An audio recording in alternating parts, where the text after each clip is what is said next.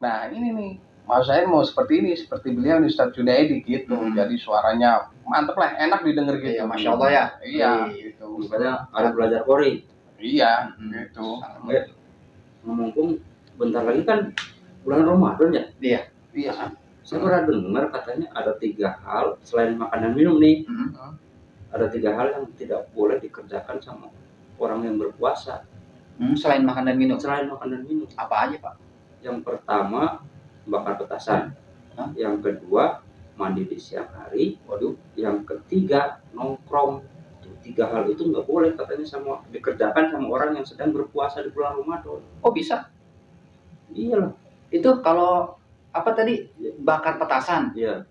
Kok bisa bakar petasan nggak boleh? Ya nggak boleh orang bakar petasan di atas kepala mertua. Poin kedua, kenapa orang puasa tidak boleh mandi di siang hari? Nggak boleh, soalnya mandi di siang harinya pakai air panas tuh. Jangan bulan puasa di hari-hari biasa juga nggak boleh. Iya. Itu yang tadi yang ketiga. Yang ketiga Nongkrong. Nongkrong. Kenapa nongkrong rasanya nggak bisa? Nggak boleh. Ya nongkrong sambil ngerokok. Ada teman Bisa aja. Aduh. ya mendingan kalau gitu mah kita dengar ceramah aja ya biar apa namanya jangan salah paham tuh kayak tadi kan menyesatkan. Iya benar, itu sangat-sangat menyesatkan. Ya udah kita dengerin ceramah aja dari Ustaz Erwin deh. Oke. Yuk. Baiklah bapak-bapak, ibu-ibu yang dirahmati Allah, kita meningkat acara yang ketujuh yaitu Maudo Hasanah yang akan disampaikan oleh guru kita Al-Mukarram wal Muhtaram Al-Ustadz Erwin Syihabuddin SPDI. Kepada beliau kami persilakan dengan segala hormat. Assalamualaikum warahmatullahi wabarakatuh.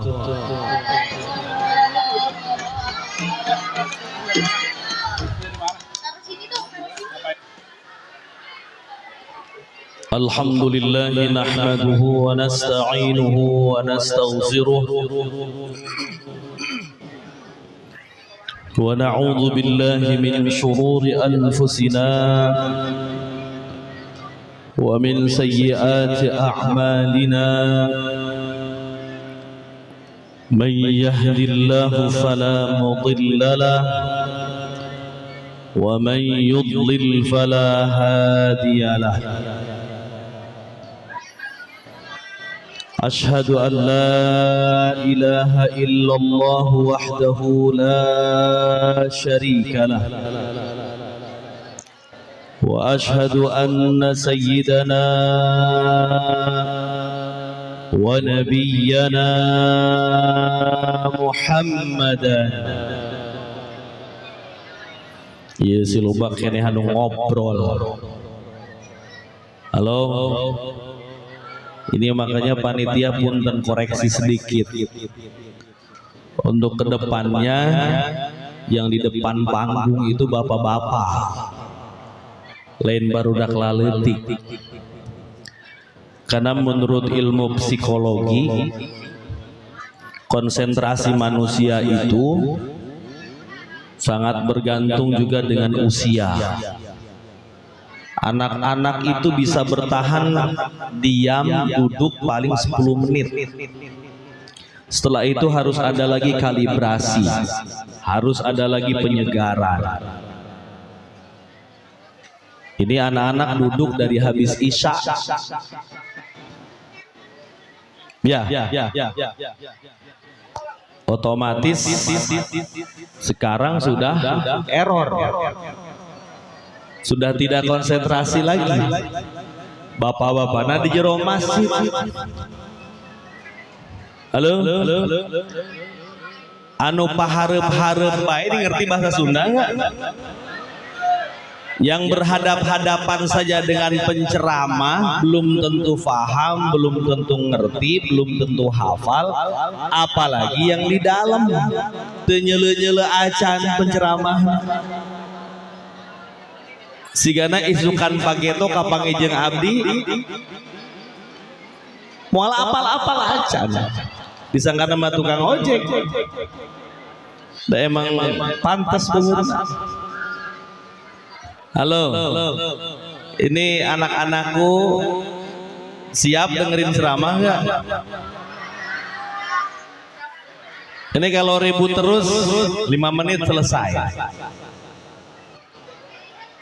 Karena non bedana saya ejeng radio butut, nyeramahan ngobrol. Halo, tuh. Kumaha ya? Atau gimana kalau kita rubah nih, minta waktu 5 menit, bapak-bapaknya keluar, anak-anaknya mundur sedikit. Setuju nggak? Supaya lebih hikmat. Bisa?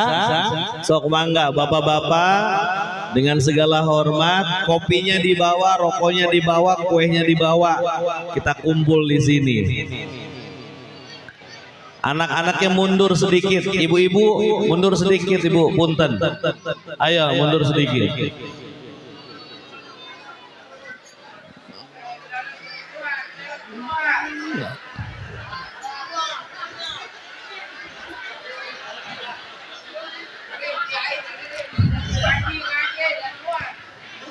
Ayo. Punten yang agawekeun ka para kasepuhan ya. Nah, supaya guyub, supaya katingalina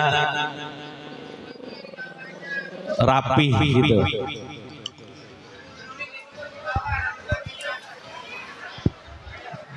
Ayo, yang anak-anak yang mau main-main, yang mau ngobrol, silahkan keluar. Wah, yo, galak tah. Udah amat punung gitu, wah iya. Isukan ngemol kapang hidei. Nah, hatur nuhun ya. Terima kasih bapak-bapak. Masya Allah. Karena dari tadi acara semenjak saya datang itu saya perhatikan di dalam itu nggak semuanya nyimak ya Pak. Karena memang posisinya, ya, itu.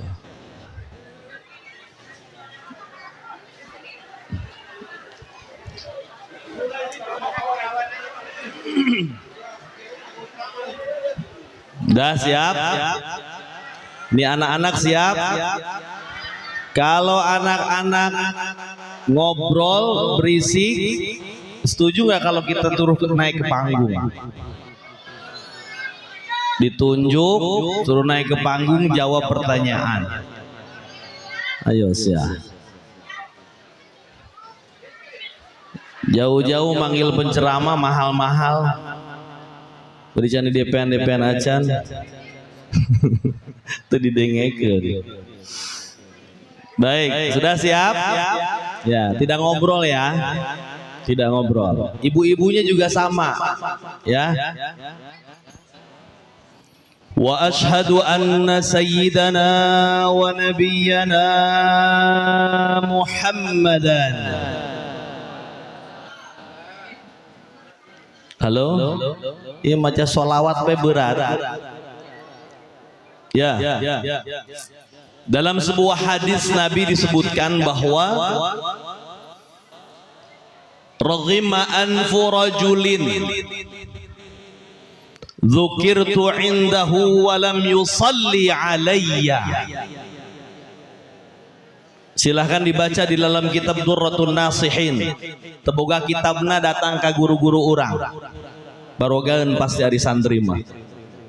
Dalam kitab Durratun Nasihin dicantumkan hadis ini. Raghima anfu rajulin dzukirtu indahu wa lam yusalli alayya. Seseorang akan mendapatkan kehinaan Raghima itu tersungkur, terjerembab, nyungkur, musruk, anfu rajulin, hidung seseorang. Kalau disebutkan hidung yang nyungsep, kira-kira wajahnya ikutan nyungsep nggak? Nyungsep ya. Nabi menyebutkan hanya sebagian dari wajah, tapi yang dimaksud Nabi keseluruhan. Raghima anfu rajulin, tersungkur hidung seseorang. Maksudnya apa? Seseorang akan mendapatkan kehinaan. Manakala apa? Dzukirtu indahu wa lam yusalli alayya. Dia mendengar namaku disebut. Dia mendengar nama Muhammad disebut, walam yusalli alayya, tapi lisannya berat, lidahnya keluh mengucapkan salawat kepadaku. Mau beruntung? Mau beruntung apa mau rugi? Ketika kita mendengar nama Nabi Muhammad disebut, ucapkan sallallahu alaihi. Siap? Wa ashhadu anna sayyidana wa nabiyyana Muhammadan abduhu wa rasuluhu la nabiyya ba'dah. Allahumma salli wa sallim ala sayyidina Muhammadin fil awwalin وصل وسلم على سيدنا محمد في الآخرين وصل وسلم على سيدنا محمد في كل وقت وحين وصل وسلم على سيدنا محمد حتى ترث الأرض ومن عليها وأنت خير الوارثين. سبحانك لا علم لنا إلا ما علمتنا إنك أنت العليم الحكيم. رب اشرح لي صدري. Amin. Lamun amin angkat leungeun. Amin. Teu pantes jasa. Rabbi shrah li sadri wa yassir li amri wahlul 'uqdatan min lisani yafqahu qawli. Rabbi yassir wa la tu'assir. Rabbi tammim bil khair. Wa ba'du.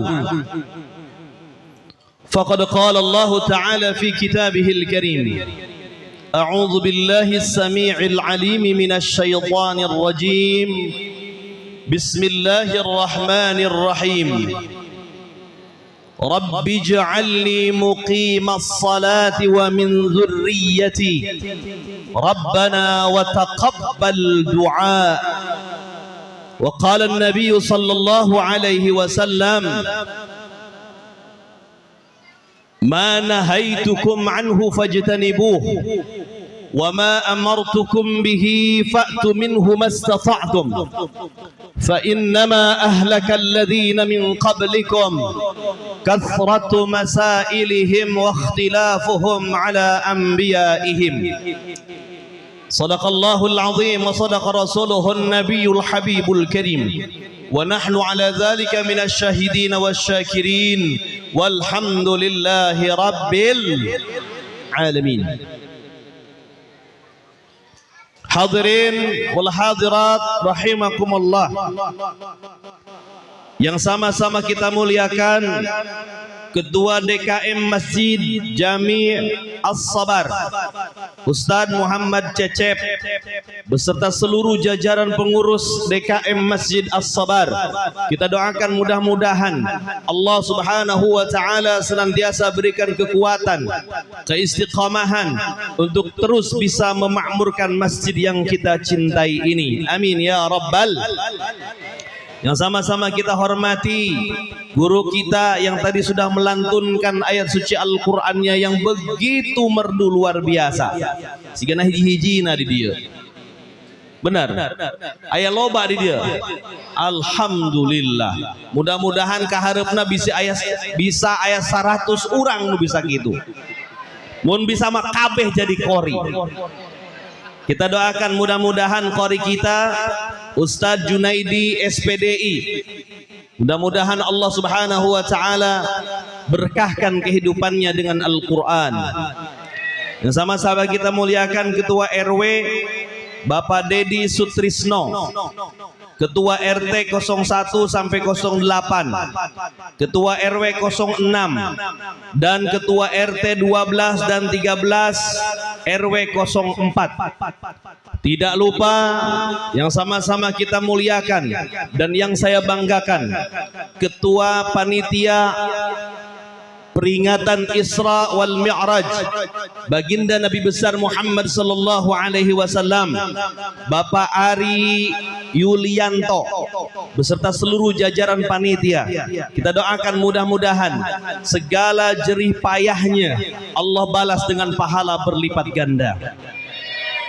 Juga yang sama-sama kita muliakan para guru-guru kita, para masyayikhil kiram, para tuan-tuan guru, para asatidzah yang tidak kenal lelah setiap waktu mengajarkan kita, mendidik kita, mengenalkan kita kepada ajaran Allah dan ajaran baginda Rasulullah sallallahu alaihi wa alihi wa ashabihi wasallam. Juga yang saya muliakan seluruh jamaah peringatan Isra wal Mi'raj baginda Nabi besar Muhammad sallallahu alaihi wasallam. Mudah-mudahan kita yang hadir semua pada kesempatan malam hari ini Allah Subhanahu wa taala limpahkan keberkahan dan rahmatnya. Amin ya rabbal. Pertama dan yang paling utama, marilah kita panjatkan puja dan puji syukur kehadirat Allah Rabbun Ghafur atas segala limpahan karunia nikmatnya kepada kita sekalian, terutama nikmat yang paling besar, nikmat yang paling agung, yaitu nikmat iman, nikmat Islam. Semoga dua nikmat ini senantiasa mengakar kuat di dalam dada-dada kita sampai ajal menjemput kita. Amin ya rabbal. Salawat beserta salam semoga senantiasa terlimpah curah keharibaan paduka agung Habibana wa Nabiyyil Karim Muhammad. Allahumma salli wa sallim wa barik alaihi wa ala alihi wa ashabihi. Kita buka perjumpaan kita malam hari ini karena peringatan Isra wal Mi'raj baginda Nabi besar Muhammad sallallahu alaihi wasallam yang menjadi aktor utamanya yaitu baginda Nabi besar Muhammad sallallahu alaihi wasallam. Maka alangkah pantasnya pada malam hari ini, pada awal perjumpaan ini, kita buka dengan membaca salawat. Setuju? Semuanya bersuara karena saya yakin salawatnya semua hafal. Siap? Tim hadro, kalau masuk musiknya terusin, kalau nggak masuk berhenti.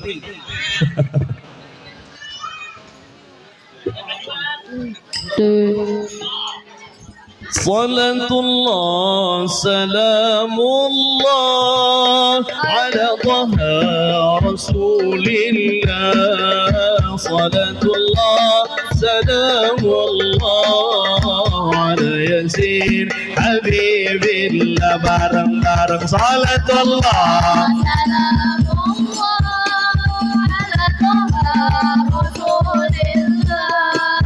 salatullah salamullah.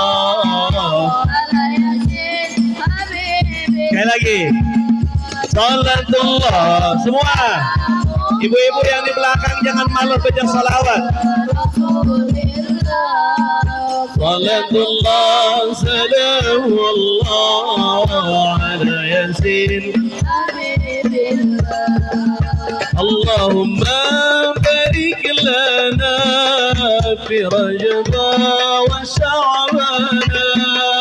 Allahumma barik lana fi Rajab wa Sha'ban wa ballighna Ramadan wa وحاصل مقاصدنا وبلغنا رمضان وحاصل مقاصدنا صلى الله سلام الله على طه رسول الله صلاة الله سلام الله على ياسين حبيب الله على ياسين حبيب الله اللهم صل وسلم وبارك عليه. Hadirinul hadirat rahimakumullah, semoga dengan solawat yang dibacakan, dengan gegap gempita, dengan iringan hadrah yang luar biasa, Allah hadirkan ruh baginda Nabi SAW ke tempat ini. Percaya nggak kalau Nabi hadir di tempat ini? Percaya? Percaya nggak? Ini banyak yang diem nih. Bener nggak nih? Ya, nanti di depan kita akan bahas. Apakah baginda Nabi SAW bisa hadir di majlis-majlis yang mulia? Lain pertanyaan nanti, ya. Baik, hadirinul hadirat rahimakumullah. Karena sudah jam 10:30 ini, betul. Ini sampai jam berapa nih? Mudah-mudahan jam 11 sudah selesai. Jam 11? Cukup jam 11? Penceramah mah arek ini lah, arek sakedeung, amplopna mah sakitu. Bener Kang Rahmat? Geus dirapat. Baik. Bapak, Ibu, hadirin wal hadirat rahimakumullah. Pada malam hari ini Allah mengumpulkan kita, wasilah ikhtiar seluruh panitia penyelenggara peringatan Isra wal Mi'raj baginda Nabi besar Muhammad sallallahu alaihi wasallam. Hakikatnya adalah Allah yang mengumpulkan kita. Allah yang menggerakkan kaki kita. Allah yang memampuhkan kita, jiwa raga kita mau duduk berlama-lama di tempat ini. Maka jangan mengeluh, data unggal peting, betul. Karena tidak tiap malam kita berkumpul seperti ini. Tapi demi Allah, perkumpulan kita adalah perkumpulan yang berkah. Perkumpulan kita adalah perkumpulan yang mulia. Masya Allah. Maka jangan mengeluh. Hadiri majlis ini penuh dengan khidmat. Seperti yang tadi saya sampaikan, jangan-jangan roh baginda Nabi SAW hadir di majlis ini. Makanya jangan bercanda. Kira-kira pantas tidak kalau ruh baginda Nabi SAW hadir di tempat ini, kita sedang leha-leha, kita sedang bercanda, kita sedang tidak konsentrasi. Pantas tidak? Nah, karak cicing. Nah, ikan ngeunaheun kieu nya. Masya Allah. Emang kudu dibejaan heula. Hakikatnya Allah yang mengumpulkan kita. Dengan diperjalankannya baginda Nabi besar Muhammad sallallahu alaihi wasallam dari Masjidil Haram ke Masjidil Aqsa, diangkat oleh Allah Subhanahu wa taala ke langit. Sehingga setiap tahun gegap gempita di semua penjuru dunia yang di situ ada ummatul muslimin dirayakan perayaan seperti ini. Subhanallah. Nah, sekarang saya mau nanya, di Masjid As-Sabar, perayaan atau peringatan Isra wal Mi'raj baginda Nabi besar Muhammad sallallahu alaihi wasallam rutin setiap tahun diadakan. Rutin, Pak. Pernah libur enggak? Enggak pernah libur. Pertanyaannya, kenapa setiap tahun di setiap masjid, musalla, majlis ta'lim, pondok-pondok pesantren selalu diadakan peringatan Isra wal Mi'raj baginda Nabi besar Muhammad sallallahu alaihi wasallam? Apa ya? Bingung saya. Nah, makanya judulnya memperingati. Lihat kata-katanya. Memperingati. Memperingati kata dasarnya apa? Budak sekolah. Kata dasarnya ingat ditambah awalan mem dan per. Dikasih akhiran i. Kata dasarnya ingat. Ini jawaban kenapa setiap tahun di setiap masjid, musola, majelis taklim, pondok-pondok pesantren diperingati Isra wal Mi'raj. Jawabannya apa? Karena setiap tahun kita lupa. Makanya dikasih ingat. Maka sekarang nih kita semua dapat jawaban.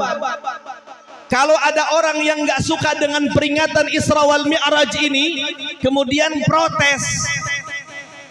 Ibu Markonah tadi malam dari mana? Dari Masjid As-Sabar. Ngapain? Hadir peringatan Isra Mi'raj. Alasannya apa Ibu Markonah hadir?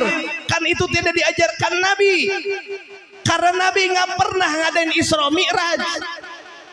Nggak pernah ngadain peringatan Isra Mi'raj. Jawab sama Ibu Markonah, karena saya selalu lupa. Ngerti? Karena saya selalu, dan memang begitu keadaannya. Setiap tahun di Masjid As-Sabar diperingati Isra wal Mi'raj. Saya tanya sekarang, kapan terjadinya peristiwa Isra wal Mi'raj itu? Mana ngobrol ya, ditanya ku aing. Ayo, murangkan. Ayo jawab bareng-bareng. Kapan terjadinya peristiwa Isra wal Mi'raj baginda Nabi besar Muhammad sallallahu alaihi wasallam?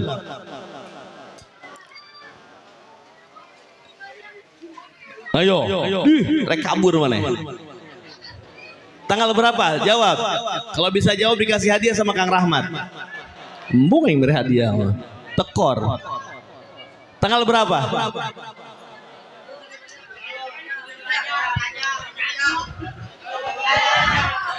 Atta Halilintar lahir tanggal berapa? Ayo. Bapak-bapak punten, saya nggak nanya sama Ustaz sama Keng pasti hafalin. Bapak-bapak ya. Tanggal berapa terjadinya Isra wal Mi'raj? 27 Rajab. Tahun berapa? Nah lo. Tahun baraha cenah geura Google. Kuota cenah beak. Beak tadi dipakai TikTokan cenah. Tanggal 27 Rajab tahun ke-10 kenabian. Ya, sekali deh ya, diingat ya Bu, supaya oleh-oleh. Ya, naon oleh-oleh Isra Mi'raj tadi penting cenah gitu. Ya, jawabannya saya jadi tahu peristiwa Isra wal Mi'raj terjadi pada tanggal 27 Rajab tahun ke-10 kenabian. Tahun berapa, Bu? 10 kenabian. Pertanyaan lanjutan. Kalau Isra Mi'raj ini terjadi tanggal 10 kenabian, tahun ke-10 kenabian, berapa usia baginda Nabi saat itu? Ibu pinter amat ibu. Pasti jamaah pengajian. Kang Rahmat kasih hadiah. Siap. Ya betul. Usia ke-50 baginda Nabi besar Muhammad sallallahu alaihi wasallam. Hitungannya bagaimana? Baginda Nabi diangkat menjadi nabi dan rasul usia 40 tahun. Tahun ke-10 kenabian berarti usia Nabi saat itu 50 tahun. Nama orang kurangan seserian, mikir nama. Siap. Lamun hayang seserian mah tinggal buka YouTube masing-masing, buka stand up komedi. Sebuah seserian. Benar. Betul tidak? Tahun ini harus kita galakan, Bapak Ibu sekalian. Tahun ini harus kita biasakan, kita galakan perubahan di masyarakat kita. Jangan sampai peringatan Maulid, peringatan Isra Mi'raj, peringatan Nuzulul Quran hanya seremonial belaka. Tidak ada perubahan di masyarakat kita. Apa gunanya? Halo. Harus ada perubahan. Masya Allah, masyarakat kita memprihatinkan, Bapak Ibu sekalian, memprihatinkan. Nih saya bahas sedikit tentang azan. Wah, resepun ya. Wah, pan etan dipikir sok ya. Benar tuh. Tinggal ustadna diciduk, malah lohok kabeh. Nu jahat saha sebenarnya. Ketika kiai, ketika ustad, ketika habaib diciduk, nu jahat saha sebenarnya. Anu ngupload. Wah, kesindiran aing jeung Kang Rahmat. Iya pasti sayangkeun dina channel YouTube Kang Rahmat ya. Silahkan di-upload di channel YouTube-nya, di-upload di media sosialnya, tapi yang sekiranya berbahaya bagi guru-guru kita diedit. Ngerti? Imam main upload baik karunya guru-guru orang. Betul tidak? Kurang bagaimana cinta para jamaah Habibana Bahar bin Smith. Gara-gara apa beliau sekarang masuk lagi penjara? Akibat orang-orang yang mengambil keuntungan. Padahal kalau sekiranya konten ceramahnya itu dianggap melanggar hukum atau berbahaya bagi diri ulama itu, diedit. Kudu cerdas. Doraka itu. Dia yang menjadi penyebab guru-guru kita merasakan dinginnya penjara. Betul Pak? Udah kudu cerdas ya. Hadirinul hadirat rahimakumullah. Kita bicara sedikit tentang azan. Sekarang lagi rame nih. Saya tidak bahas apakah benar Menteri Agama itu mengatakan yang kita tahu. Saya sendiri tidak yakin. Lain ngabela, bukan bermaksud membela Menteri Agama, bukan, ya, karena kalau mau bagaimana membela, karena saya juga tidak yakin perkataannya benar atau tidak. Saya sendiri tidak yakin apakah benar Menteri Agama itu membandingkan suara azan dengan gonggongan anjing. Karena yang memvideo orang lain, betul tidak? Bisa saja dipotong-potong atau diedit-edit. Demi Allah saya tidak ada kepentingan dengan Menteri Agama. Maksudnya apa? Kita ambil hikmah dari kejadian ini. Kita sebagai ummatul muslimin yang cerdas dengan kejadian ini harusnya muhasabah. Karena tidak ada gunanya kita menghujat. Betul tidak? Karena sampai kapanpun yang namanya rakyat tidak akan pernah bisa melawan pemerintah. Betul? Kan guru-guru kita menyampaikan, kalau kita memilih pemimpin itu harus dengan nurani. Kalau dianggapnya pemimpin ini, misal, dianggapnya pemimpin ini tidak disenangi rakyat, jangan salahkan pemimpin, salahkan rakyatnya kenapa memilih. Betul tidak? Kan pilihan kita waktu itu. Bahkan ayah nu sampai ke ayeuna jeung tatangga tepatanya ada beda partai. Betul. Tatangga mah milih 01, tatangga nu imam milih 02. Tepatanya. Betul tidak? Ketika sudah dilantik, sudah menjadi pemimpin, taat sudah. Itu tugas rakyat, betul tidak? Karena arek satakar kebek kumaha ge urang ngalawan pemerintah moal kuat. Jangan merugikan diri Wah, Ustadz Erwin cenah pro pemerintah. Tidak. Saya bukan orang partai, saya bukan orang organisasi. Saya mah tinggal di kampung urusan santri sapopoe. Tidak ada kepentingan apa-apa. Cuman apa? Bapak Ibu sekalian rahimakumullah yang saya cintai, ada yang lebih besar yang perlu kita pikirkan untuk kemajuan bangsa dan negara kita ini daripada ngurus-ngurus masalah remeh-temeh. Setuju tuh? Ya. Misalkan Pak Menteri Agama itu betul membandingkan suara azan dengan gonggongan anjing. Misalnya benar nih, misalnya benar. Kayaknya sekalipun beliau berdosa, dosanya sudah habis dengan hujatan kita. Hari itu tadi hampura dosana gitu. Orang yang dihujat itu, orang yang dihina, orang yang dibuli, Allah ampuni dosa-dosanya. Ngerti ya? Maka hal-hal yang seperti itu sudahlah, jangan dibahas berkepanjangan. Justru kembalikan kepada diri kita. Nih, kalau saya ambil hikmahnya Bapak Ibu sekalian, dengan ramainya statement atau perkataan Menteri Agama, ini sebenarnya hikmah besar buat kita. Jangan-jangan Bapak Ibu sekalian, Allah Subhanahu wa Ta'ala sedang menegur kita semua. Lewat siapa? Lewat lisan Menteri Agama. Karena apa? Karena kualitas masjid-masjid kita yang memang rendah.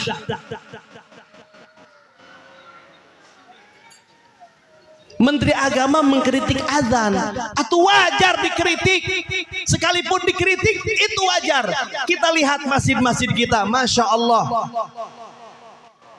dengan segala hormat kepada para orang tua kita, para karuhun kita, para kesepuhan kita. Masya Allah, bayangkan Bapak Ibu sekalian, di Masjid As-Sobar saja contohnya, wallahu alam, jangan-jangan sama dengan di kampung saya. Di kampung saya, terutama waktu subuh, masjid iya aki-aki, masjid iya aki-aki. Pokoknya mah subuh teh konser aki-aki. Di Masjid As-Sobar gitu ente. Bener Kang Rahmat. Masya Allah. Di kampung saya tuh aki-aki benu azan. Ngaran lagi aki-aki. Kita harus respect dengan para orang tua kita. Masya Allah, bayangkan Bapak Ibu sekalian, wahai para pemuda, bayangkan orang yang sudah tua, orang-orang tua kita umur 60, 70, ada yang sampai 80 tahun, keletrek jam 2:30 geus hudang.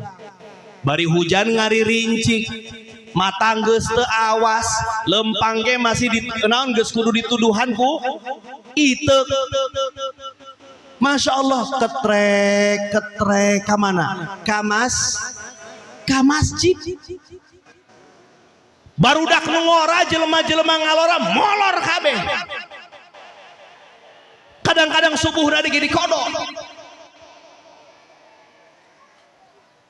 Ini teguran dari Allah Subhanahu wa Ta'ala lewat lisan Bapak Menteri Agama.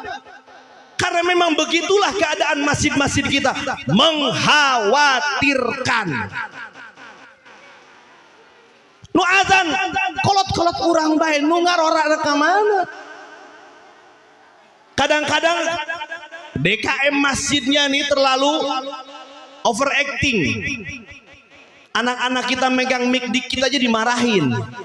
Betul tidak? Masya Allah, ya kuduna lamun aya nu kitu kudu dibawa ke Mekah, ke Madinah. Masya Allah. Di Mekah, di Madinah itu, walaupun masjid sebesar itu, manajemennya rapih luar biasa. Tapi ketika sholat berjamaah itu biasa kedengeran anak-anak kecil tingcirihil. Tahu tingcirihil nggak? Pada bercanda tuh biasa. Aya nu ceuri.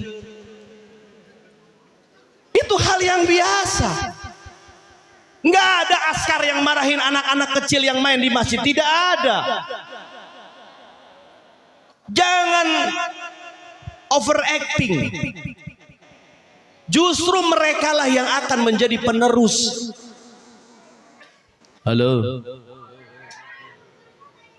Ini harus ada program nih, masjid yang bersahabat dengan anak-anak. Harusnya di masjid itu ada tempat bermain mereka, aya sosorodotan, aya ayunan. Biar apa? Biar mereka betah di masjid.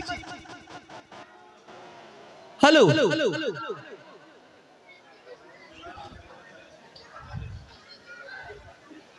Ini manu azan per aki-aki bae. Kemudian ngahudangkeun subuh, masya Allah, ngaranna ge aki-aki. Alhamdulillahilladzi ahyana ba'dama amatana wa ilaihi turja'un. Ya aki-aki nu macan lagi. Geus sagala rupa poho. Giliran azan pun masya Allah mengkhawatirkan. Coba kalau anak-anak hadroh, mana tadi vokalis? Vokalis hadroh itu pasti azannya enak. Allahu Akbar, Allahu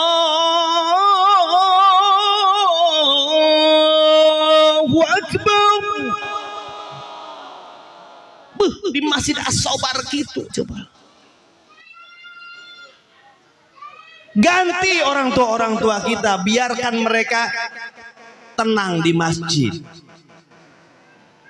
Imam masya Allah azan, Allahu Akbar pertama batuk, Allahu Akbar kedua pingsan. Pani azan tadi teruskan, orang pingsan, dia boga penyakit bengek. Ya Allah. Ini banyak anak-anak muda kita. Banyak cara. Misal sebelum Isra Mi'raj ini ada lomba azan. Pemenangnya juara 1, 2, 3 dijadwalkan jadi muadzin Masjid As-Sobar. Bararagus, luar biasa. Ting celengkeung barudak ngora. Ima aki-aki bae. Mereka juga bukan apa namanya. Mereka juga karena tidak ada. Terpaksa mereka azan. Karena ketika mereka datang ke masjid belum ada manusia sepotong-potong acan. Dia yang nyalain lampu, dia yang azan, akhirnya dia yang qomat, bahkan dia jadi imam, makmum na karpet.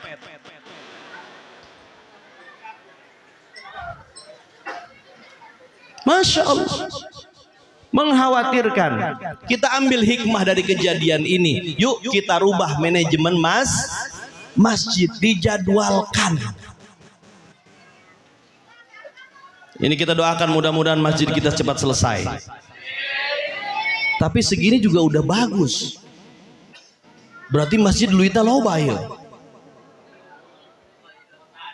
Ketika duitnya banyak, sisihkan untuk gaji merbot, sisihkan untuk gaji muadzin, sisihkan untuk bayar khatib. Mereka tidak butuh itu, tapi tidak lepas kualitas dari itu. Nih, perhatikan Bapak Ibu sekalian. Ketika sholat Jumat, jamaahnya banyakan sholat Jumat. Pak, di masjid ini ketika sholat Jumat lebih banyak ini atau lebih banyak sholat Jumat? Setuju kan? Lebih banyak sholat Jumat. Berarti perayaan besar umat Islam itu sebenarnya hari Jumat. Kenapa? Karena jumlah jamaahnya pun lebih banyak sholat Jumat.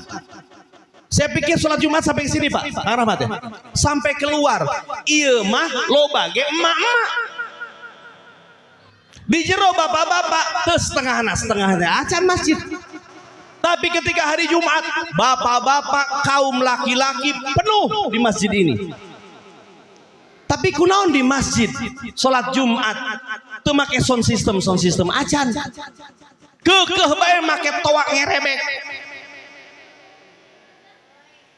Nu azan tengenaheun, anu Bilal tengenaheun, nu imam tengenaheun, khotib lagi ngacaprak ke mana-mana. Halo. Nih, ini saran saya, walaupun sampai 10 tahun nggak beres di masjid nggak apa-apa, tapi makmur karena indikator makmur sebuah masjid itu bukan hanya dari bangunan, tapi dari kegiatan. Setiap 5 waktu yang azan ngeunahun, setiap waktu yang jadi imam ngeunahun, kemudian maghrib, isya, subuh, masya Allah kudu ngeunahun. Allahu Akbar. Bismillahirrahmanirrahim. Lain Allah dengekeun keur salat ceritana. Nya keur salat maca Allah. Alhamdulillahi rabbil alamin.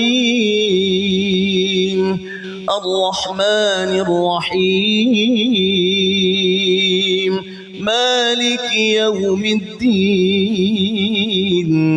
إياك نعبد وإياك نستعين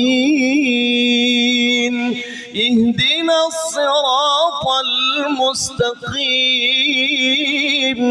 صراط الذين أنعمت عليهم غير المغضوب عليهم ولا الضالين.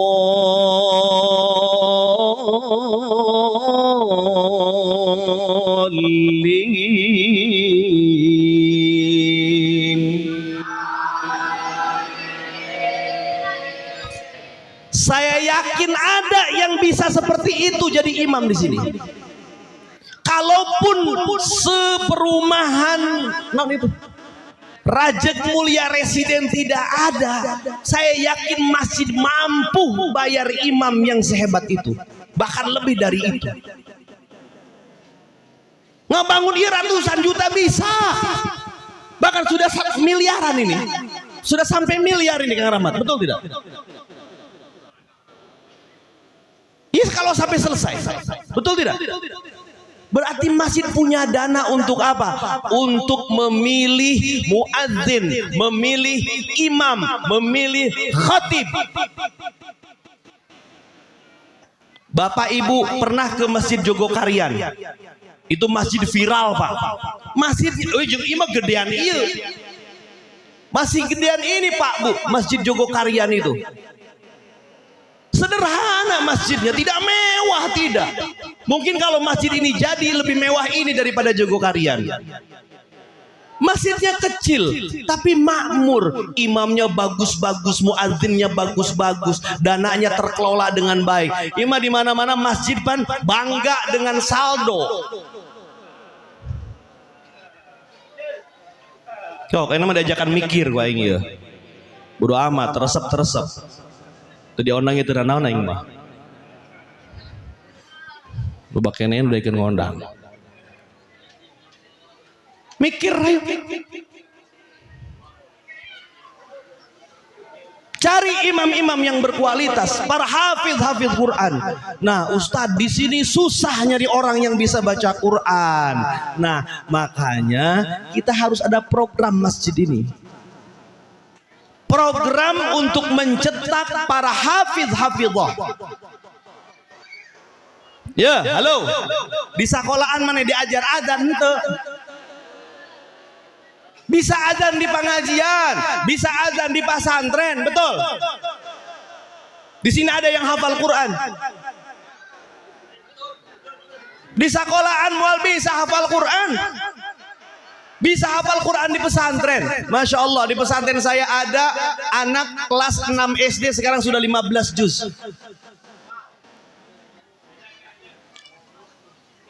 Lain tunjuk-tunjuk siap isin.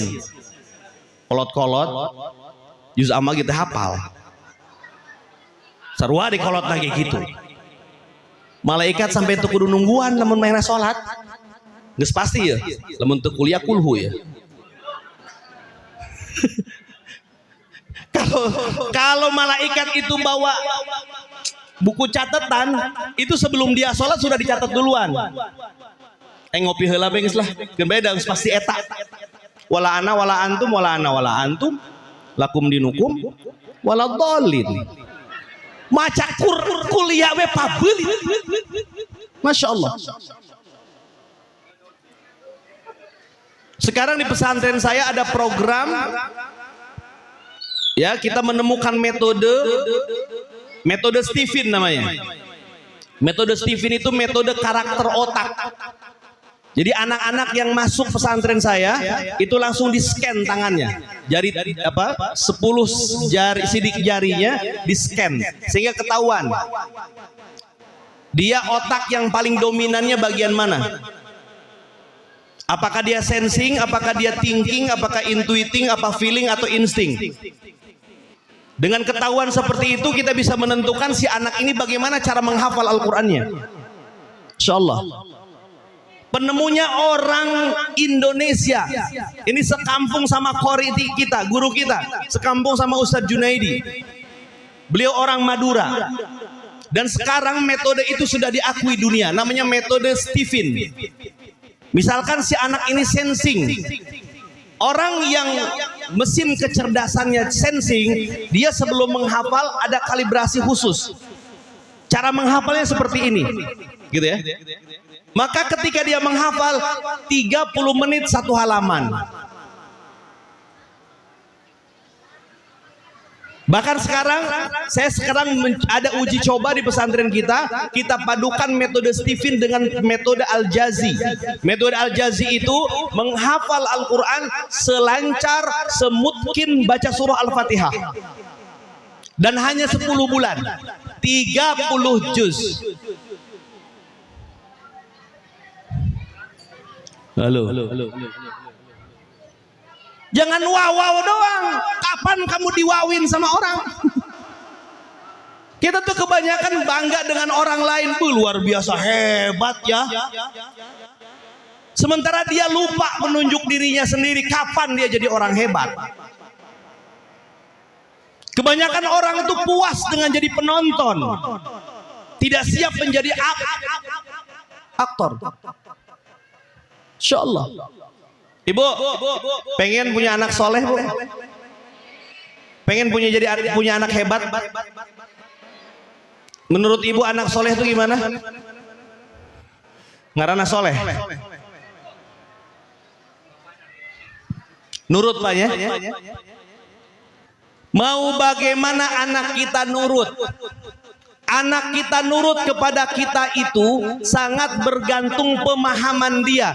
Bagaimana cara dia birrul walidain.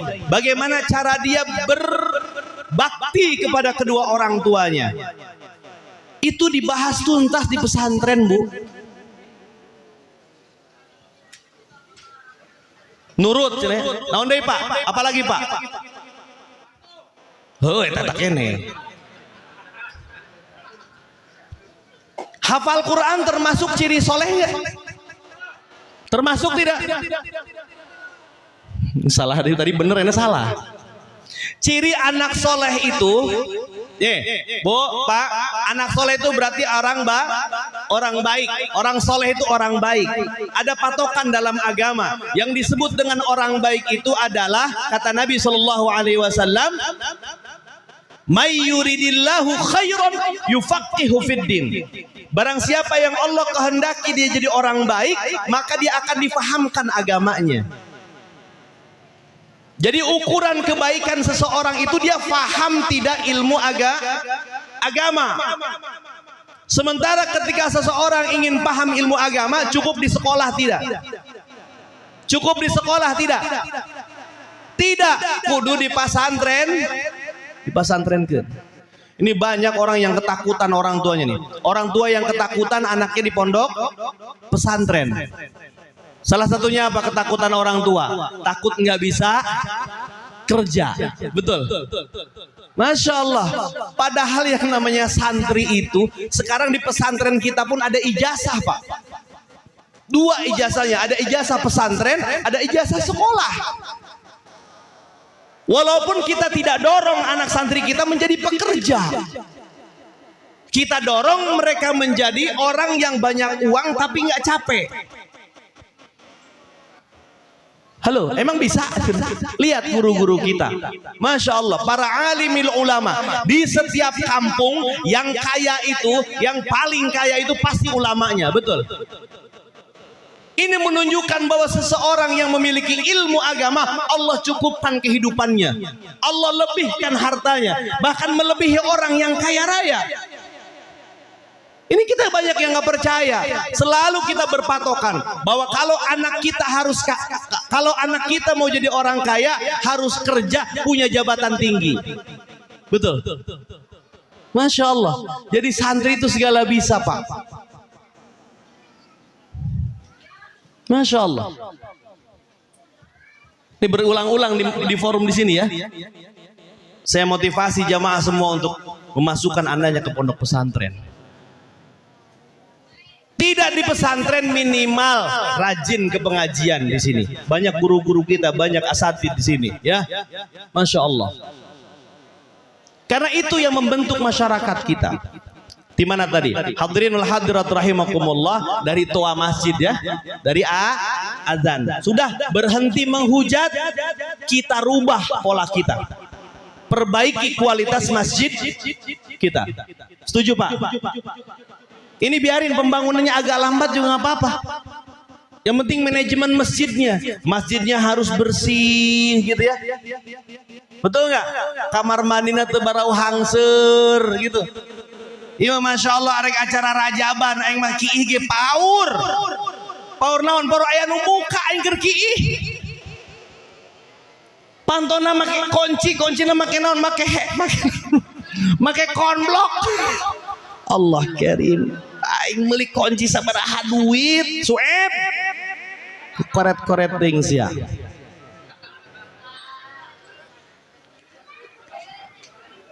Ya saya kencing aja takut bisa anu mukat di luar jadi dikunci. Manghaning ki ide kan tirisan. Insyaallah. Yuk perbaiki masjid ini. Ya. Tanda makmur itu pengisinya berkualitas. Supaya punya kualitas, kita jangan takut mengeluarkan dana. Ingat, para pengurus DKM dimanapun, bukan hanya di Masjid As-Sabar, mungkin saja ada bapak ibu yang menjadi pengurus DKM musola atau masjid yang lain, ya, jangan bangga dengan saldo masjid tanggal sekian, bulan sekian, tahun sekian adalah sekian puluh juta, tapi kamar mandina kuncina make konblok.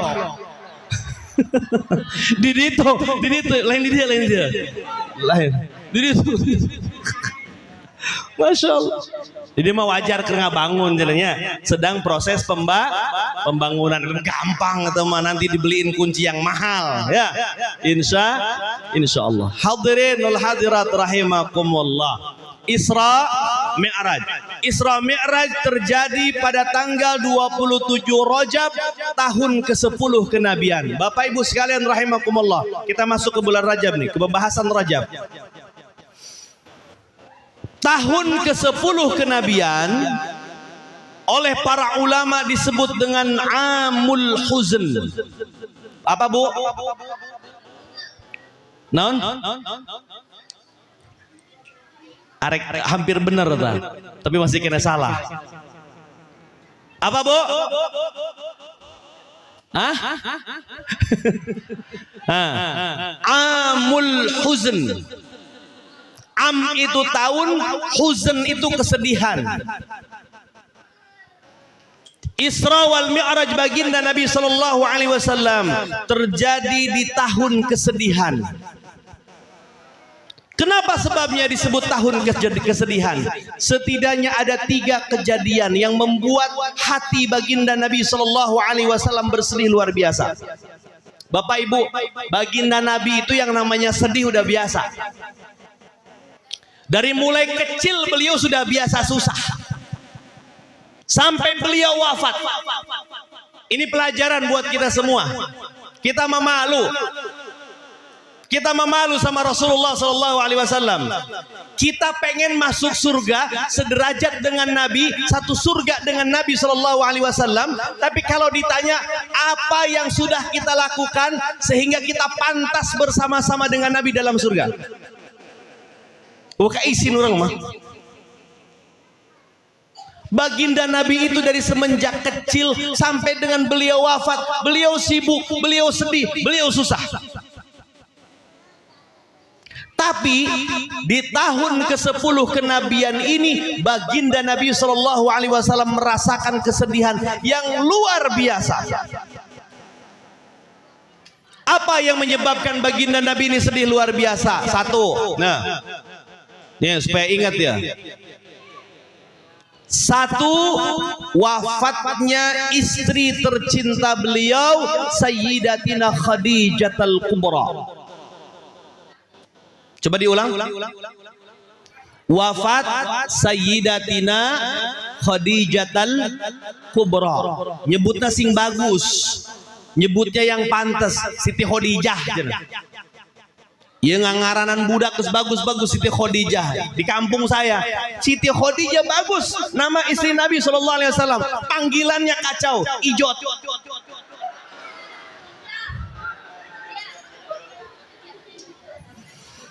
Ada bagus namanya Siti Aisyah. Orang Mahesa nyebutnya, akhirnya nyebutnya Aisyah. Aisyah. Padahal aslinya Aisyah. Aisyah. Ain, alif, hamzah, shin gede pakai h gede. Aisyah. Orang nyebutnya Aisyah. Bagus ngaranna anak Aisyah. Siti Aisyah. Panggilan anak kacau, Icot. Khadijah Ijot. Kamu namanya Siti Khadijah bukan? Aisyah Icot. Siti Ruqayyah. Bagus banget. Putri Rasulullah SAW. Siti Ruqayyah. Bagus. Panggilan engkoy. Ada lagi yang nama Ummu Kulthum, Masya Allah, putri Rasulullah SAW. Ummu Kulthum, bagus dinamaan Ummu Kulthum. Di gerona kacau, encum. Ya Allah ya Rabbi. Hati-hati memanggil anak ya, hati-hati memanggil teman. Kalian berhak marah ketika teman kalian memanggil dengan panggilan yang tidak pantas. Ya, karena hukumnya haram. Memanggil panggilan yang tidak pantas, yang tidak disenangi oleh orang lain, hukumnya haram. Ini menjadi budaya di masyarakat kita. Betul tidak? Manggil temen, Masya Allah. Ngomong aja nih anak-anak kita, ujungnya ada kebun binatangnya. Betul nggak? Nyebut anjing itu udah biasa. Masya Allah, itu dianggapnya biasa. Padahal setiap itu terucap, dia telah melakukan dosa besar.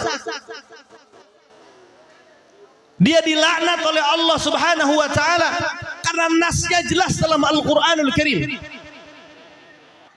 Kita dilarang oleh Allah memanggil dengan panggilan yang tidak baik.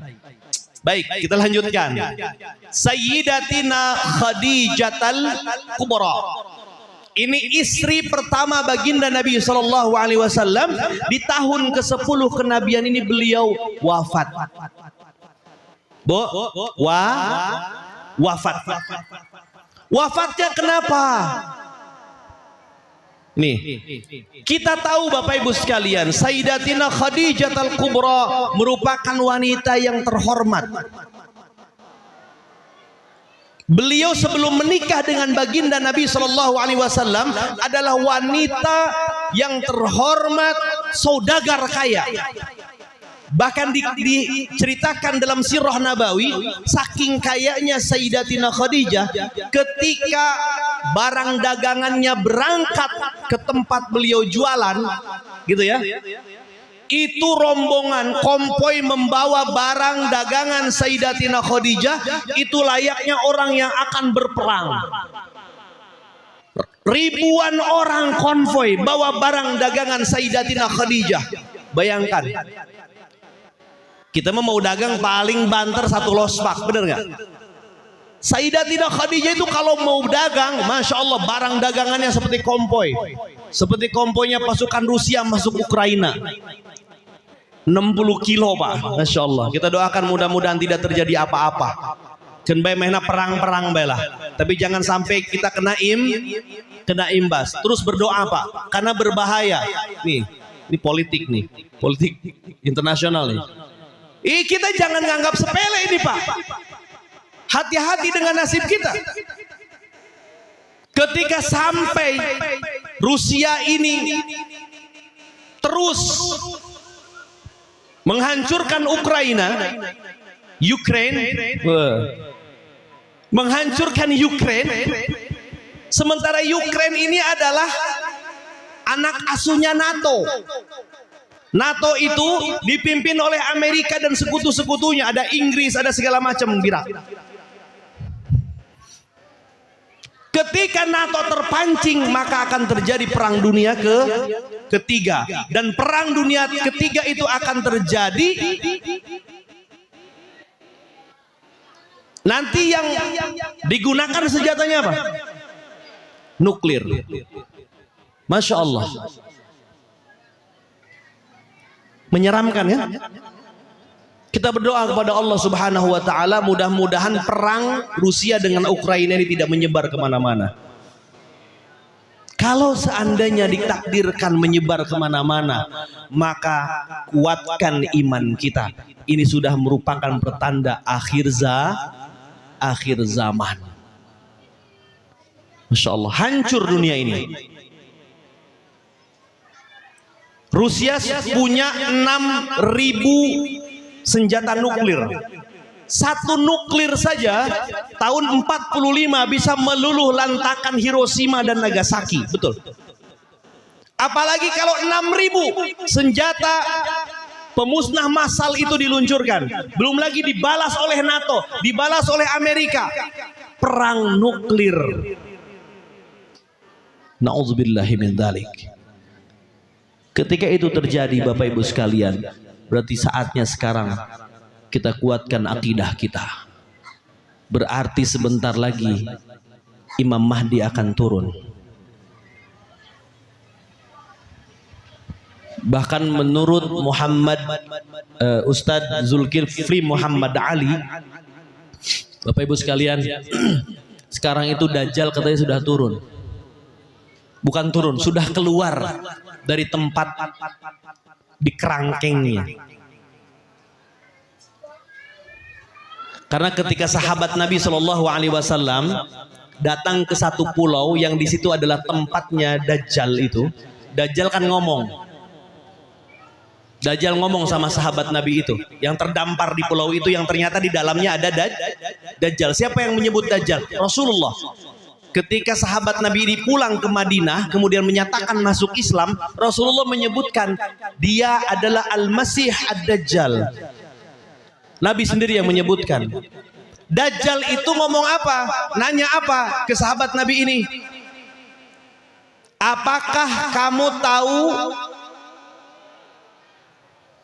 Danau Tobariyah? Kalau orang barat nyebutnya Danau Tiberias.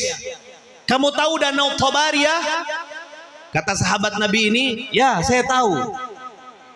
Saya akan keluar dari tempat ini kalau Danau Tobariyah sudah kering, sudah surut airnya. Satu. Dua, kamu tahu perkebunan kurma Baitan? Oh saya tahu. Nah saya akan keluar dari tempat ini kalau perkebunan kurma di Baitan sudah tidak berbuah lagi.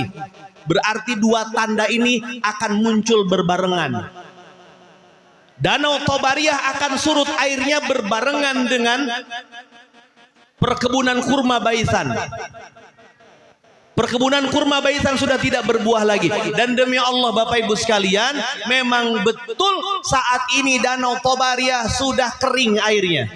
Kemudian perkebunan kurma Baitan sudah tidak berbuah lagi. Sudah kurang lebih 5 tahun yang lalu.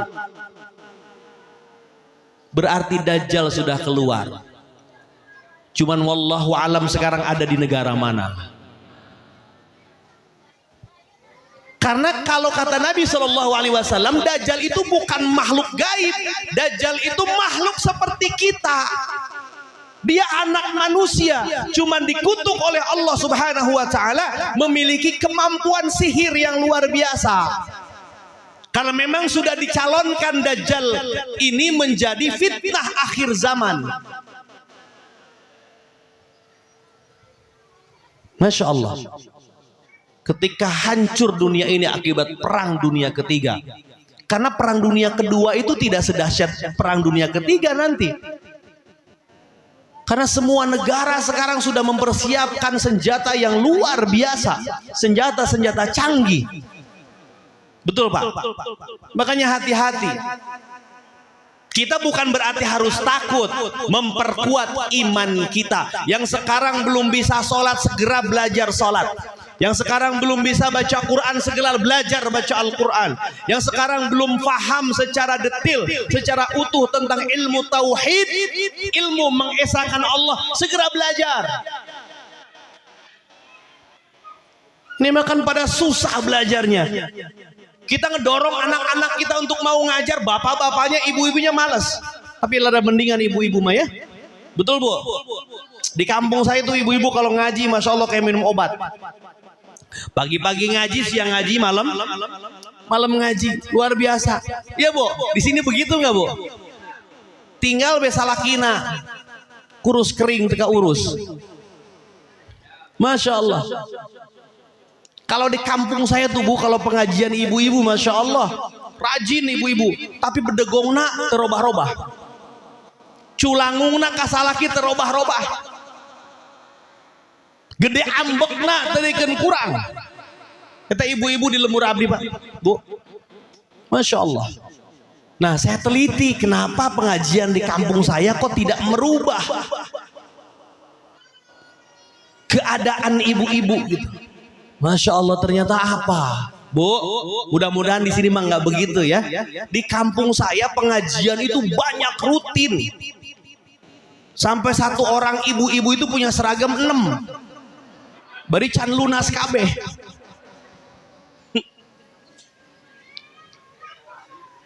Saya teliti kenapa banyak pengajian majelis taklim ibu-ibu tapi kok ibu-ibunya tidak berubah. Mereka pakai jilbab saja, ternyata ketika ngaji ini kan Masya Allah cantik-cantik pakai jilbab.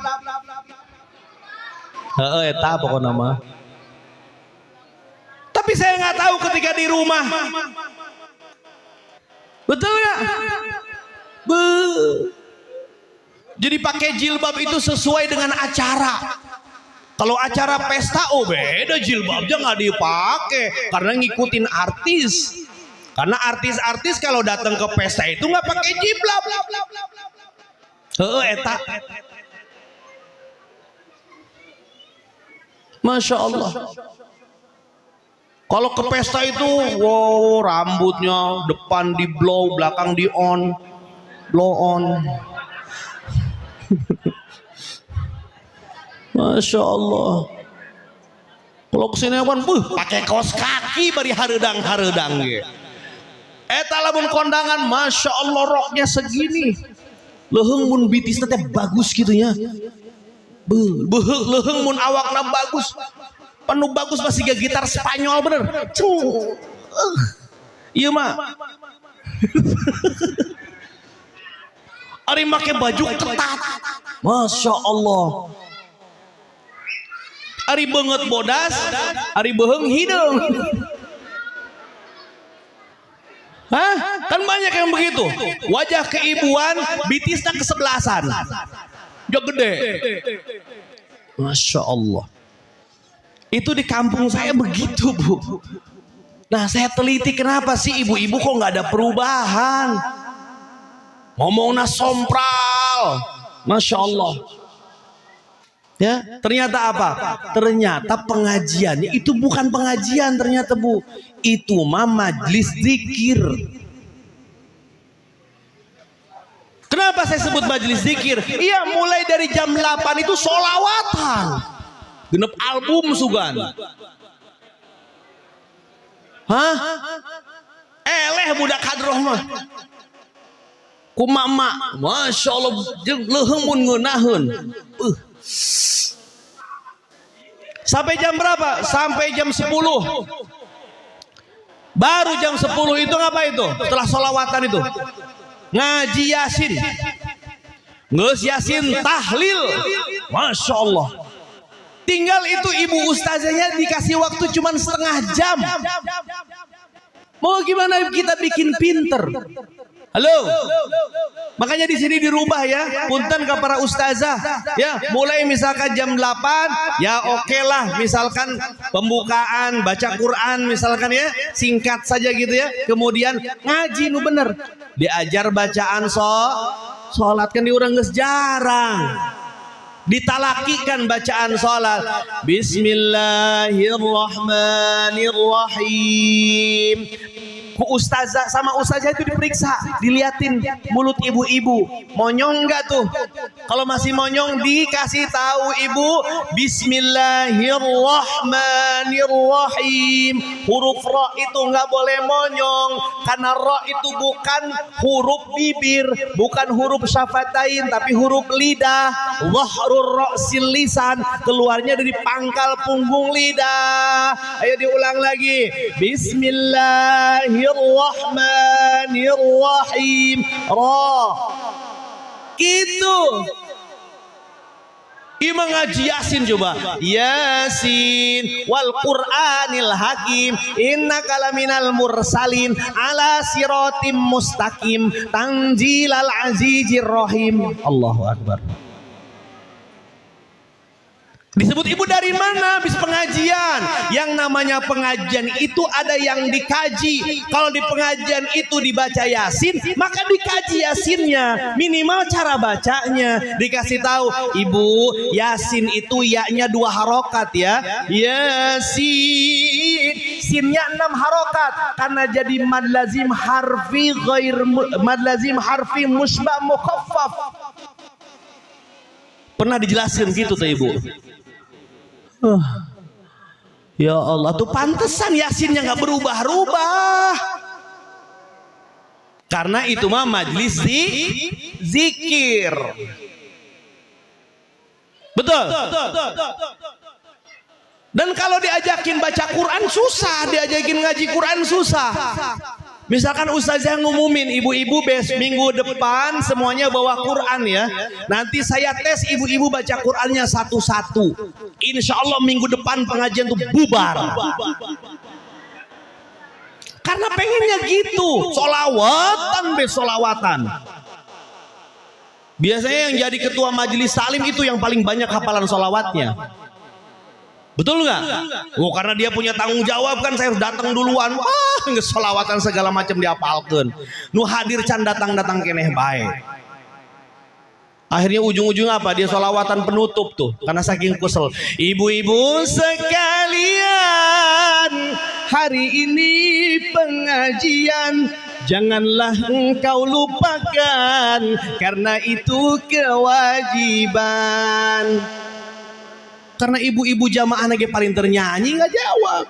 Gua juga udah tahu.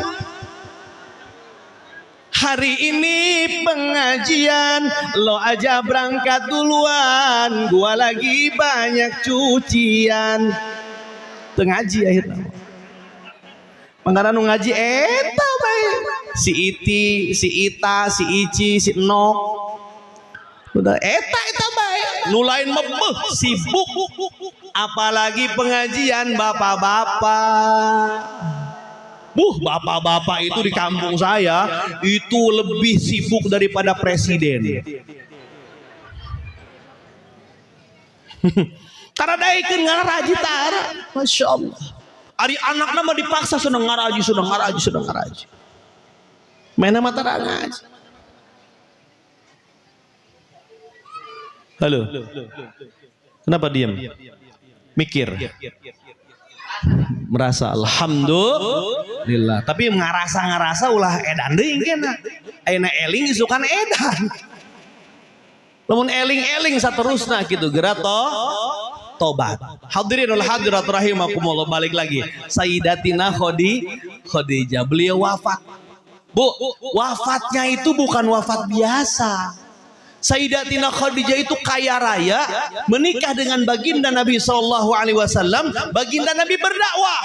Nah, harta Sayyidatina Khadijah yang sebanyak itu habis dipakai untuk berdakwah. Nih jadi contoh buat ibu-ibu nih. Ini gara-gara corona ngomong cerai. Salaki ngurangan gaji nanti bang 500.000 doang poho karena jasa salaki. Geus teu daek nyeunkeun kopi-kopi acan. Gaji lagi ngurangan sia mah. Ada yang begitu? Ada? Nggak ada. Alhamdulillah. Sarolehah gitu ya. Ibu-ibu di dieu mah sarolehah. Kalau menalaki mah soleh. Karena awewe. Sayyidatina Khadijah, ibu-ibu sekalian rahimakumullah. Beliau sakit di amul huznin. Di tahun kesedihan ini, Sayyidatina Khadijah yang kaya raya itu sakit. Sakitnya enggak sesuai dengan gelarnya, dengan titelnya. Sayyidatina Khadijah ini orang kaya raya, tapi sakitnya kenapa? Kelaparan. Bu, dengekeun. Sayyidatina Khadijah al-Kubra, wanita kaya di kota Mekah, saudagar kaya di kota Mekah, sakit menjelang wafatnya karena kelaparan. Ibu pernah kelaparan tuh, boro-boro kelaparan. Hah? Nu pusing lain kelaparan anak pukui nurunkeun awak cenah jadi deui. Betul, Bu?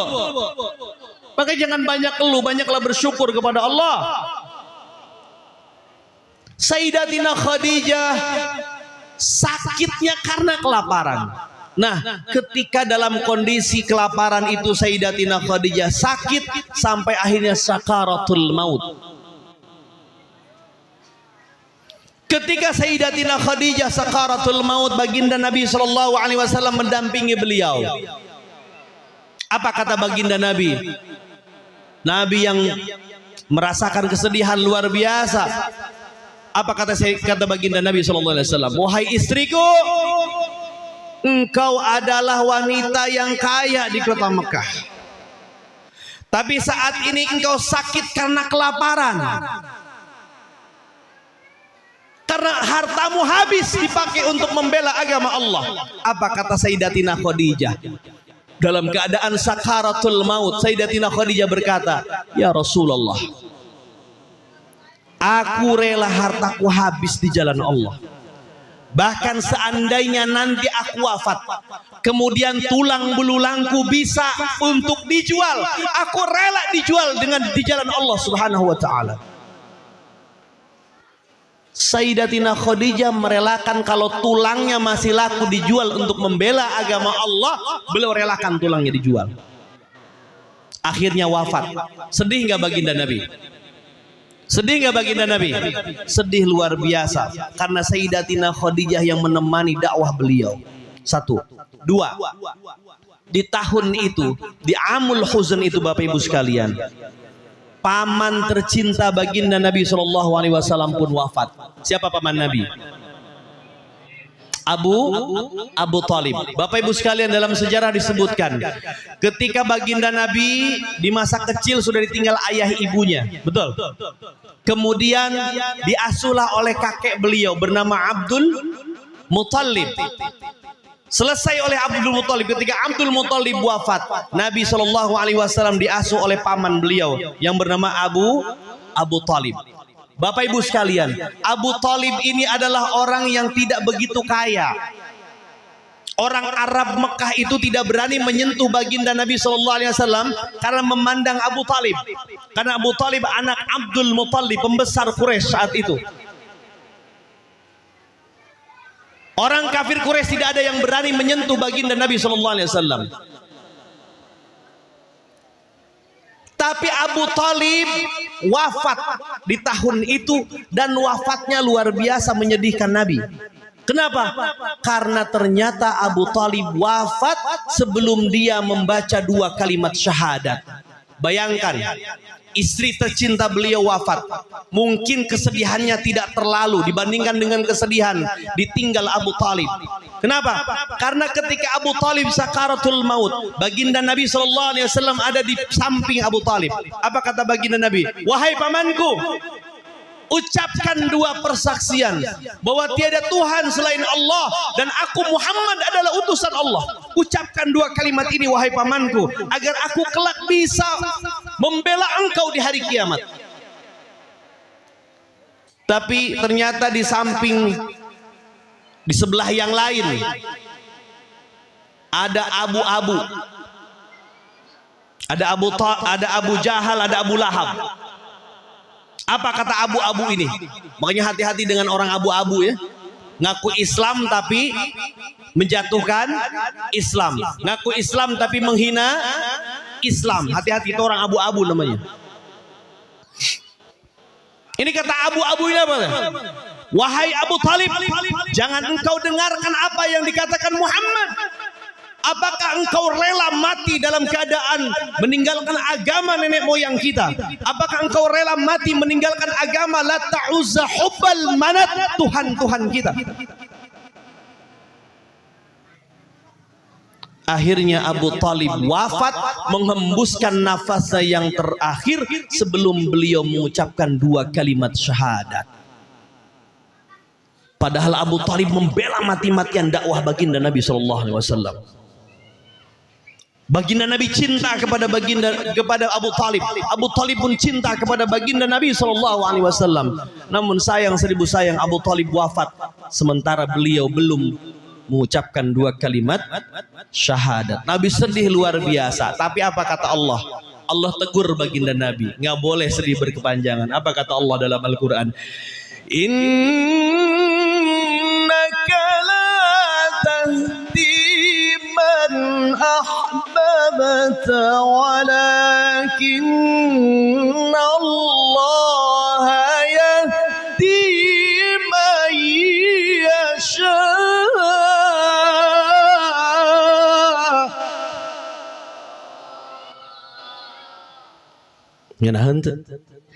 Tapi tidak sampai mengalahkan qori kita tadi ya, insyaallah. Kata Allah menegur baginda Nabi SAW, wahai Muhammad, innaka la tahdi man ahbabta. Engkau sedih jangan terlalu berkepanjangan. Karena apa? Karena engkau tidak bisa memberikan hidayah kepada siapapun, termasuk orang yang engkau cintai. Walakinnallaha yahdi man yasha. Melainkan Allah hanya akan memberikan hidayah, petunjuk kepada siapa yang aku kehendaki. Tuh, paman Nabi saja membela Nabi mati-matian, wafat masih belum mengucapkan dua kalimat syahadat. Lah kita siapanya Nabi? Halo? Kenal juga enggak dengan Nabi, betul? Jangankan kenal, satu bangsa saja tidak.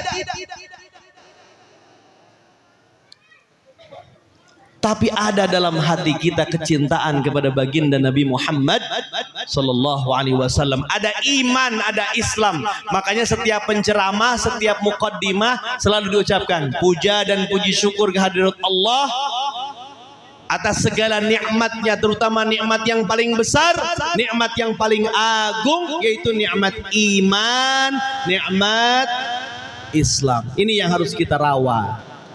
Urang manggeus iman, geus Islam. Rawat dengan apa? Nah, ini yang berat. Rawat dengan apa? Rawat dengan ilmunya. Rawat iman dengan Islam kita dengan apa? Dengan pahami ajaran Islam dengan sesungguhnya. Sementara di sekolah mah tidak bisa, betul? Emang gara-gara orang belajar matematika jadi paham ke Allah gitu? Halo? Dengan belajar bahasa Indonesia jadi bisa sholat gitu? Masya Allah. Pahami ajaran Islam kita. Agar apa? Agar sempurna, agar kuat iman dan Islam kita. Innaka la tahdi man ahbabta walakinallaha yahdi man yasha. Berarti Allah menghendaki kita menjadi orang yang beriman, menjadi Islam. Syukuri itu. Dua. Pertama, wafat Sayyidatina Khadijatul Kubra. Yang kedua, wafat Abu Talib. Yang ketiga, baginda Nabi Shallallahu Alaihi Wasallam bersedih luar biasa karena Sayyidatina Khadijah wafat. Sudah tidak ada lagi yang membela Nabi. Abu Talib wafat, tambah lagi tidak ada yang membela Nabi. Kemudian Nabi Shallallahu Alaihi Wasallam mengajak salah seorang sahabatnya untuk datang ke kota Taif. Biasanya jamaah yang saya bimbing itu selalu saya bawa ke Taif, ya, untuk melihat peninggalan Rasulullah Shallallahu Alaihi Wasallam. Nabi datang ke Taif, barangkali orang Taif mau membela Nabi Shallallahu Alaihi Wasallam, tapi ternyata jauh dari yang diharapkan. Bahkan baginda Nabi mendapatkan siksaan luar biasa. Nabi dilempari batu, Nabi dilempari kotoran unta.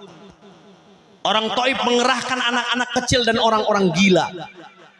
Untuk apa? Untuk menyakiti Rasulullah Shallallahu Alaihi Wasallam. Sedih luar biasa baginda Nabi Shallallahu Alaihi Wasallam.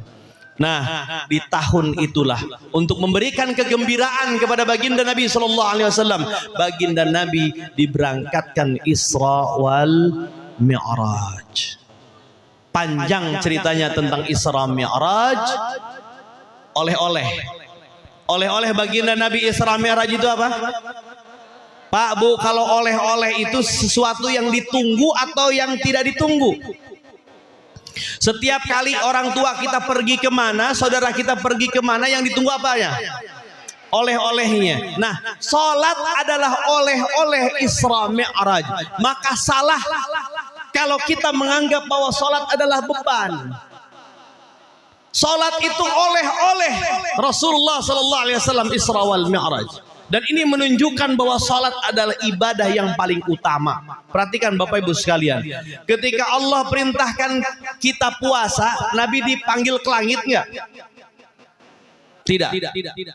Ketika Allah Subhanahu wa taala perintahkan baginda Nabi puasa, Nabi diangkat ke langit tidak?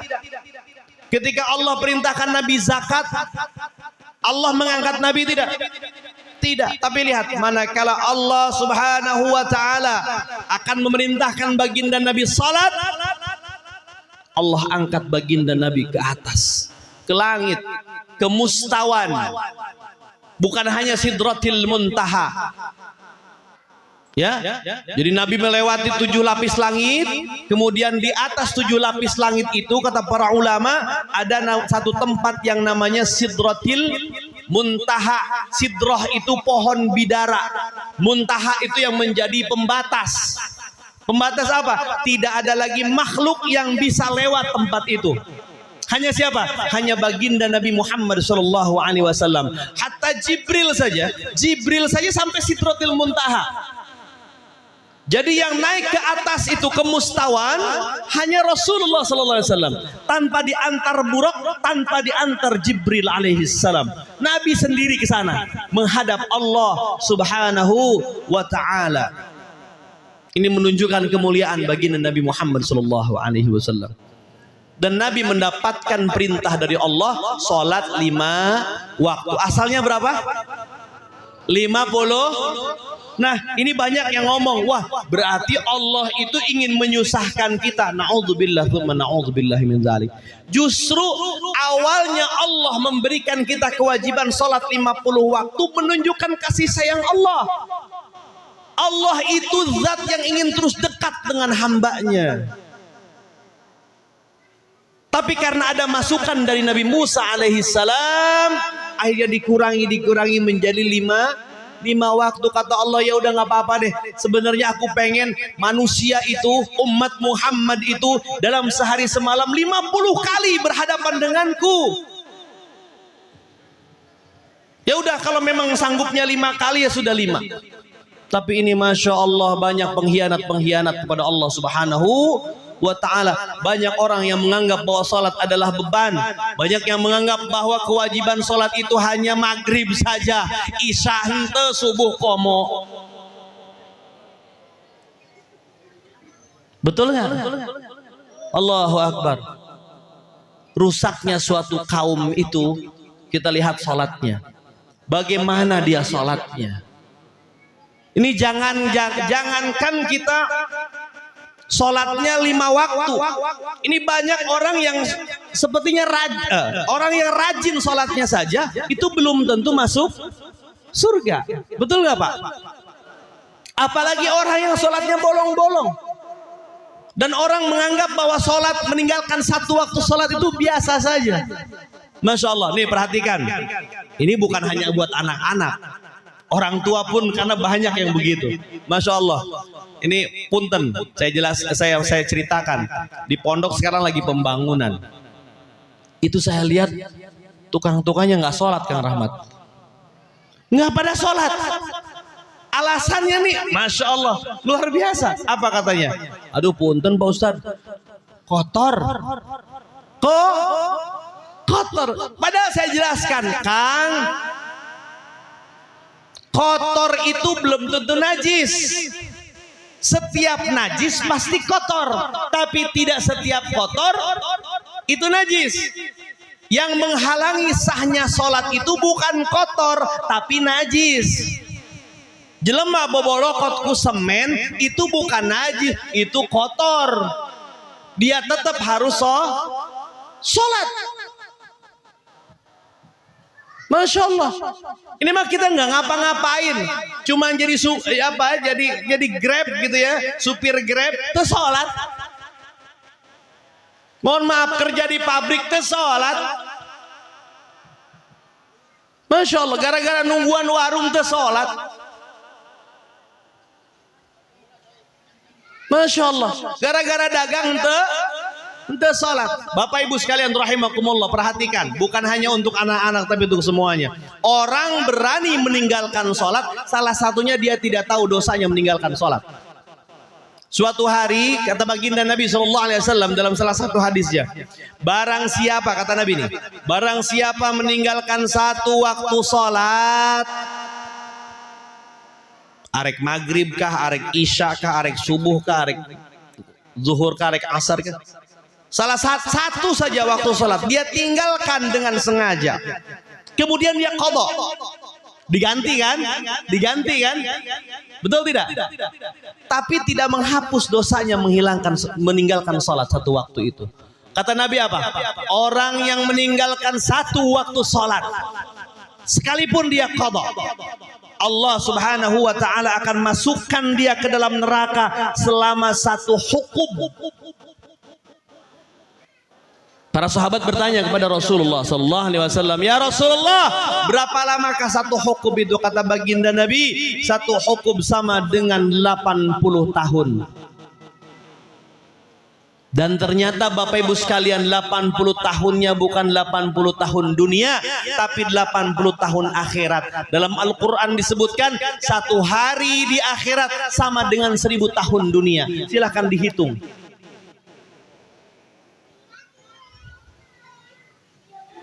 80 kali 1000. Ya, 80-nya itu 80 tahun, satu hukum 80 tahun kali 1000. Betul tidak? Karena satu harinya 1000. Betul. Berarti 80.000. Sementara satu tahun itu kan 80 tahun. Satu tahunnya berapa? 360 hari. Berarti 80 dikali 1000 dikali 360 berapa? 280.800.000 tahun untuk siksaan Allah bagi orang yang meninggalkan satu waktu sholat. Ada orang nanya ke saya, "Ustadz, gimana ada orang yang sedekahnya rajin tapi nggak sholat? Apakah dia masuk surga?" Saya bilang tergantung. Karena dia tidak sholat bukan berarti dia sedekah nggak berpahala. Dia tetap berpahala, dapat pahala. Tapi urusan ke surga dihitung dulu. Dosa meninggalkan sholat begitu besarnya. Bisa dia masuk surga asal sedekahnya bisa tertutupi sedekahnya bisa menutupi dosa sholatnya. Paham nggak? Sementara orang sedekah segimana banyaknya sih Pak? Betul nggak? Ini dari sekian banyak jemaah yang hadir sedekah buat masjid aja rata-rata ada yang sampai 10 juta ada? Halo? 100.000 semua yang mau, kebanyakan alasan. Masya Allah, bisa masuk surga asal pahala sedekah dia bisa menutupi dosa dia meninggalkan sholat. Masya Allah. Belum lagi kita rajin sholat tapi sholatnya tanpa ilmu. Orang yang rajin sholat saja belum tentu masuk surga, tergantung dia sholatnya pakai ilmu atau tidak. Apalagi orang yang tidak sholat sama sekali atau sholatnya bolong-bolong. Na'udzubillahi min dzalik. Masya Allah. Ayo kita perhatikan sholat kita, karena awal yang nanti dihisab oleh Allah Subhanahu wa Ta'ala di akhirat adalah sholat. Ya, ketika kita di dalam kubur, yang pertama kali ditanya bagaimana sholat kita. Kalau sholat kita benar, maka selamatlah kita. Kita kebanyakan bingung. Cita-cita kita banyak, tapi banyak yang tidak kesampaian. Kehidupan kita selalu gelisah. Kehidupan kita selalu susah. Perhatikan sholat kita. Karena solusi kehidupan kita adalah sholat. Jangan anggap remeh sholat. Ya, percuma kita setiap tahun mengadakan Isra Mi'raj, sementara hadiah Allah untuk kita berupa sholat itu tidak kita tunaikan. Masya Allah, Allah cinta kepada kita, oleh karenanya Allah berikan kita sholat. Agar apa? Agar setiap hari kita ada interaksi dengan Allah Subhanahu wa Ta'ala. Sudah jam berapa nih? Jam 12. Baik kita tutup dengan bersama-sama bermunajat kepada Allah Subhanahu wa Ta'ala. Ya, suruh sodakoh, katanya sodakoh. Nah, yuk silahkan panitia, Bapak Ibu silahkan disiapkan infak terbaik. Infak terbaik itu banyak, terbaik ya sedikit yang penting ikhlas, kayak gitu ya. Bukan sedikit yang penting ikhlas, terbaik itu banyak dan ikhlas. Ayo siapkan, silahkan disiapkan, silahkan baca sholawat. Ayo hadrah, Allahumma salli wa sallim wa barik alaihi. Silakan. Ayo anak-anak siap ya. Ya Arhamar Rahimin, Ya Arhamar Rahimin, Ya Arhamar Rahimin, Farij 'alal muslimin, Ya Arhamar Rahimin, Ya Arhamar Rahimin, Ya Arhamar Rahimin, Farij 'alal muslimin, Ya Rabbana Ya Karim, Ya Rabbana Ya Rahim, Anta Jawadul Halim, wa anta ni'mal mu'in, Ya Arhamar Rahimin, Ya Arhamar Rahimin, Arhamar Rahimin, Farij 'alal muslimin, wa laysa al-juhud siwa qadrik ilahi tara, qabla al-fana wa al-alam yahumu dunya wa din. Ya Arhamar Rahimin, Ya Arhamar Rahimin, Ya Arhamar Rahimin, Farij 'alal muslimin, wa ma lana rabbana siwaka ya asbana, ya mar'u wa walina wa يا قوي يا متين يا أرحم الراحمين يا أرحم الراحمين يا أرحم الراحمين فرج على المسلمين أسأل وليك على أخلاق أستكين على